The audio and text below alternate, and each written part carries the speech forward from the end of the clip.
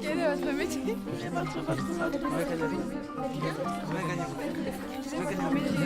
Quel est votre métier? Quel est votre parcours?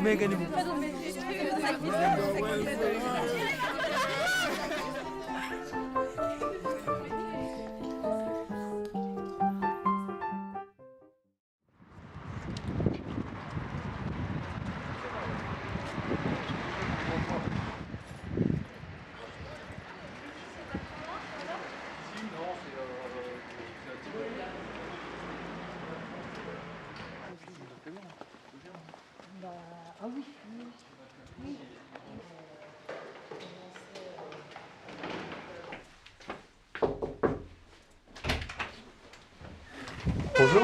Bonjour. Bienvenue à la machinerie. Merci. Bon, je vous fais une petite visite. Ouais, c'est parti. Allez, c'est parti.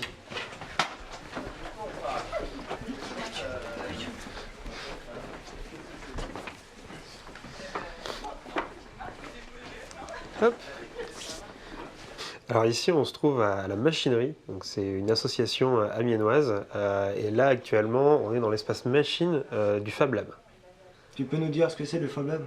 Alors le Fab Lab, c'est un espace de fabrication numérique, c'est un laboratoire de fabrication. C'est un espace où les gens peuvent venir travailler sur leurs projets et utiliser des outils comme des fraiseuses, des imprimantes 3D, des découpeuses laser, et également venir rechercher des compétences, et que ce soit au travers des compétences des femmes managers, mais également d'autres adhérents. Le but étant de pouvoir collaborer et de réaliser des projets tous ensemble. Est-ce que c'est ouvert à tous? Alors oui, c'est ouvert à tous. On a des adhérents en fait qui ont, ça va de 7 à 77 ans. L'idée, c'est vraiment d'avoir une pluralité des publics pour que plus il y a de publics différents, plus on a de compétences différentes, plus on peut monter des projets intéressants. Quel est ton rôle dans ce lieu?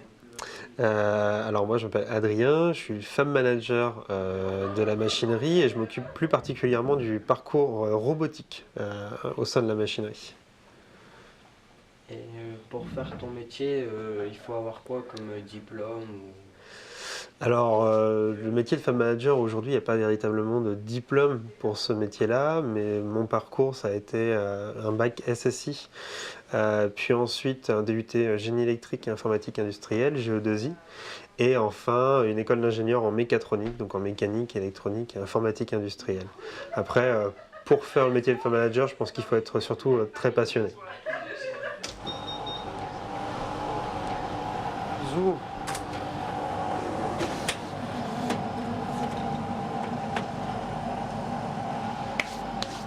Alors cette machine, c'est une découpeuse laser. Le principe d'une découpeuse laser, c'est on vient positionner un matériau qui est généralement plat. On va avoir un laser qui va être généré par un tube à l'arrière qui va rebondir sur des miroirs et qui va finir par atterrir sur la plaque au travers de la tête et qui par chauffe va venir découper le matériau. On va faire une petite démo, c'est une machine numérique, donc qui dit numérique dit forcément l'utilisation d'un ordinateur. Donc on va générer en fait des pièces sur un ordinateur et c'est ces informations-là qu'on va envoyer à la machine pour qu'elle puisse réaliser les découpes. Donc là je positionne le pointeur de découpe à l'endroit où j'ai envie que la découpe démarre. Je vais faire mon réglage. Hop, voilà. Et une fois que c'est fait, on referme et je vais aller sur l'ordinateur où là j'ai déjà inséré un dessin de découpe. Donc tous les traits qui sont ici en noir vont être suivis par la machine et puis découpés. Et je vais prendre cet ensemble, le charger et on va pouvoir lancer la découpe.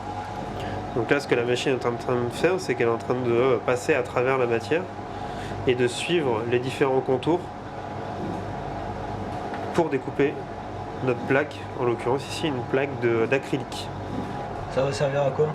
Alors là, on est en train de découper un petit robot qu'on a appelé Professeur Xavier, qui est un petit robot d'éducation pour les jeunes. L'idée, c'est que c'est un Kubluto ou un Segway, c'est un robot qui tient tout seul avec un gyroscope. On va former en fait les jeunes à la programmation en utilisant ce robot. Donc le robot devra finalement essayer de se tenir droit tout seul et c'est une base en fait qu'on a développée ici à la machinerie pour faire de la médiation. Pour faire cette partie-là, vous devez travailler sur l'ordinateur avant. Effectivement, en fait, toutes les pièces sont réalisées en 3D dans un logiciel. On fait un test d'assemblage de ces pièces au préalable. Et une fois qu'on est content de ce qu'on a fait sur l'ordinateur, en fait, on va générer les contours et les intégrer dans le logiciel que je vous ai montré tout à l'heure. Combien coûte la machine? Alors une machine comme ça, on dépasse en fait les 10 000 euros sur ce genre de machine. Donc c'est pas une machine qu'on peut acheter pour soi ou alors c'est dans le cadre de son travail. L'idée justement c'est que nous, en tant que Fab Lab, on puisse faire cet investissement assez important et que les gens puissent utiliser cette machine qui est une machine de découpe professionnelle en fait. Donc c'est un peu ça l'idée du Fab Lab, c'est de mutualiser les outils pour que chacun puisse utiliser des machines même s'ils n'ont pas la compétence ou les ressources financières pour l'acheter. Voilà, ça va pas tarder à finir à 4 minutes 52. Est-ce que tu peux nous remonter le projet fini ou c'est la première fois que tu le fabriques? Alors le projet fini, ou en tout cas un des prototypes, je peux vous en montrer un, il y en a un sur la table de robotique de l'autre côté. Et alors ce qui est rigolo parce que là c'est la deuxième version du prototype. Et là ce que vous voyez en fait c'est vraiment la deuxième pièce fabriquée. C'est-à-dire que ce matin les fichiers n'existaient pas, j'ai créé les pièces ce matin. Donc là c'est vraiment tout nouveau. Hop.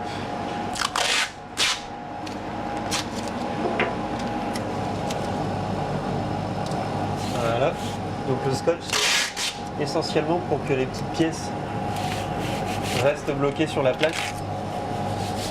Parce que sinon, à chaque fois qu'on enlèverait la plaque, tout partirait. Et donc là, hop, on va pouvoir récupérer notre découpe. Voilà. L'idée c'est que je vais en créer quelques-uns, au moins 5. Je vais proposer des formations aux gens et pendant ces formations, on va assembler les robots. Donc je vais leur expliquer comment fonctionnent les machines.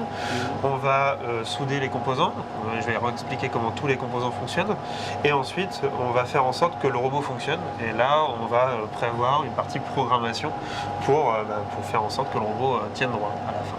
C'est l'idée. Ça prend combien de temps pour fabriquer un robot? Très très bonne question. Ce robot, on m'a demandé d'en faire un il y a 3 semaines. Entre la partie prototypage que j'ai réalisée en carton plume et la partie aujourd'hui, je peux estimer à une dizaine d'heures de conception et de fabrication, pratiquement 3-4 heures en programmation. Et là c'est un petit robot très simple, donc j'ai pu réutiliser des briques qui existaient déjà. Et par exemple si je prends les robots qu'on fabrique régulièrement pour la Coupe de France de robotique, c'est plusieurs mois de travail sur un seul prototype. Est-ce que tu revends ce que tu fabriques? Alors au sein de la machinerie, on est en train d'imaginer pouvoir revendre en fait des kits. Alors pas encore sur ce robot-là, mais sur un robot précédent qu'on a fabriqué. L'idée c'est que les gens qui viennent en atelier utilisent nos robots que nous on a disponibles, mais qui puissent après repartir avec un kit et pouvoir continuer à travailler dessus chez eux. Et puis continuer à apprendre et surtout à améliorer le kit. Toutes les ressources qu'on met en œuvre ici au Fab Lab sont open source. Donc ça veut dire que les plans, les programmes, tout ça c'est documenté et mis sur internet. Donc l'idée c'est que d'autres personnes puissent avoir le même kit, l'améliorer, nous partager ces améliorations et qu'au final le robot s'améliore avec la communauté. Donc tout à l'heure on a découpé les pièces du robot. Alors voilà, le prototype c'est celui-ci. Donc vous voyez la plaque de fond on la retrouve ici, la partie structure au-dessus et puis toutes les petites parties qui permettent l'assemblage des moteurs et des capteurs. Donc là maintenant vous avez les deux étapes, la partie fabrication et puis la partie réalisation du robot presque terminée puisqu'il manque quelques petites pièces d'électronique pour qu'il soit fonctionnel. D'où vient cette passion pour les robots?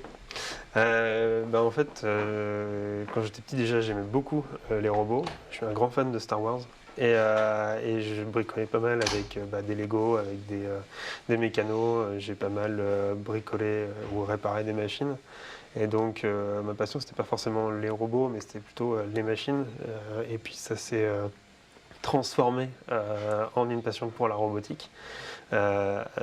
Donc l'idée, je sais que j'avais des carnets de croquis où j'écrivais des trucs, où j'essayais de fabriquer ou de concevoir des petits systèmes avec des choses que je récupérais. Donc je pense que ça vient de là, c'est à la fois une passion pour le bricolage et puis l'imaginaire science-fiction qui fait que aujourd'hui c'est ma passion en fait. On va faire ça comme ça. Ça nous laisse un peu de place. Voilà. Tiens, tu me mets les écrous derrière. Hop, le temps que j'aille chercher mon câble USB. Je vais pas retrouver mes câbles USB, ça va être rigolo ça. Elle s'allume, c'est très bien. Hop. Mais est-ce que tu passes beaucoup de temps ici? Je passe beaucoup trop de temps ici peut-être. En fait, le truc c'est que quand c'est à la fois ton métier et ta passion, tu as tendance à pas forcément trop regarder l'heure et puis à continuer de travailler et finalement oublier un peu de rentrer chez toi. Je me plains pas plus que ça, ce que je fais, j'aime bien, donc si je passe du temps dedans, c'est que ça fonctionne et que je m'amuse. Donc c'est le jour où je partirai à 17h, je me poserai des questions. Du coup. Donc là, on va brancher le capteur. Donc tout ça, c'est la partie alimentation. Tu vois, tu as deux branches, tu as SDA, SCL. Tu les vois? Ouais. Tu vas brancher les deux jumpers qui sont ici dessus, juste à côté de celle que je viens juste de brancher. Tu vois, celle-ci. C'est les prises femelles, tu les enfiles dessus directement.